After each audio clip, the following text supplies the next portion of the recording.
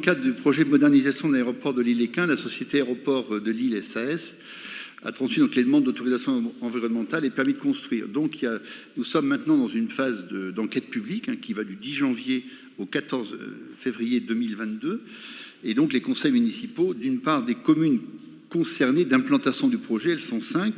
mais des communes dites de l'aire d'influence, elles sont 57, dont bien sûr la ville de Lille, ont à formuler leur avis sur ce projet de modernisation, mais qui est en fait surtout un projet d'extension de l'aéroport de Lille-Lesquin. Donc le contexte, je crois que les uns les autres le connaissent. On sait qu'aujourd'hui, la perspective est quand même, et il faut aller vers cela, plutôt une réduction des déplacements aériens de manière générale,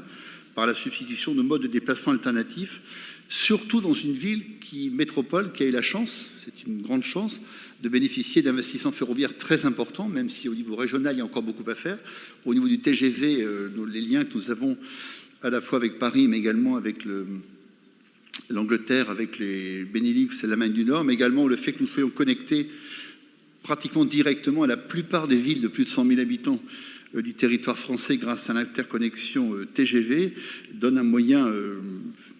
moins cher, moins polluant, avec en plus des gares accessibles en cœur de ville, donc pas de nécessité de se rendre dans des aéroports lointains ou difficiles d'accès par des embouteillages. Et Dieu sait que se rendre à Lesquin n'est pas en voiture, une sinécure.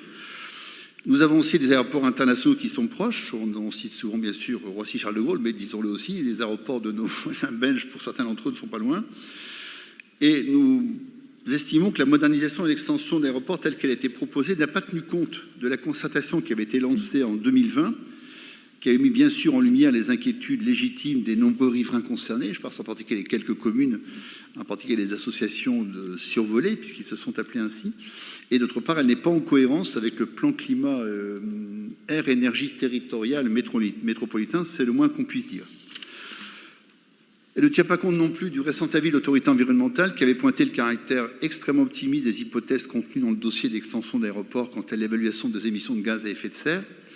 Et bien sûr, ce projet est également en contradiction avec la nécessité de limiter au maximum l'artificialisation des sols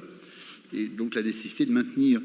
voire d'augmenter les surfaces perméables, de favoriser les activités agricoles et de loisirs verts de proximité. Pour l'ensemble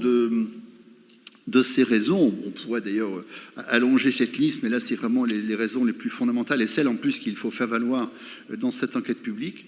Ce soir, il nous est proposé, donc, le conseil municipal, par une délibération, vraiment, et qui a d'ailleurs même été examinée dans les conseils consultatifs des communes de l'Homme et des Lemmes, donc d'émettre un avis défavorable au projet de modernisation et dans les délais prévus de le porter à la connaissance donc, de Monsieur le Préfet dans le cadre de cette enquête publique. Voilà, donc ce soir une décision forte, hein, c'est pas si courant que ça qu'une collectivité émette comme cela un avis défavorable à un projet de cette nature-là. Mais je pense que dans le contexte que nous vivons, dans les perspectives que nous avons, dans cette période de réchauffement climatique, dans cette période où au contraire nous menons des projets qui visent à aller vers les villes bas carbone, qui visent encore une fois à réaménager nos villes, nos cœurs de ville, à rééquilibrer nos modes de déplacement, ce projet ne nous semble pas être de son temps, il est très connoté, années 80-90, si vous me permettez ce rapprochement. Voilà ce que je peux